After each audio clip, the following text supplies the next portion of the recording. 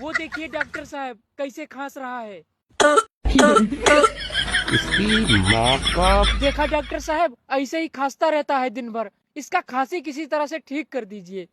अबे तू टेंशन मत ले, आज साले को ऐसा इंजेक्शन लगाऊंगा कि जिंदगी भर के लिए खांसी चला जाएगा। तुम इसका पैर पकड़ो।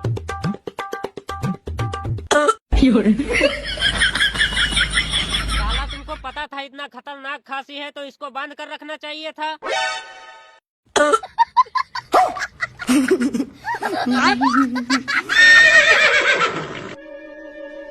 और अभी तो रुको, क्लाइमैक्स अभी बाकी है।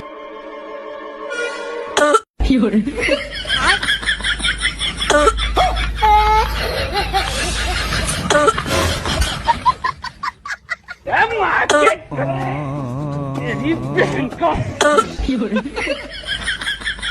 मेरी बहन की।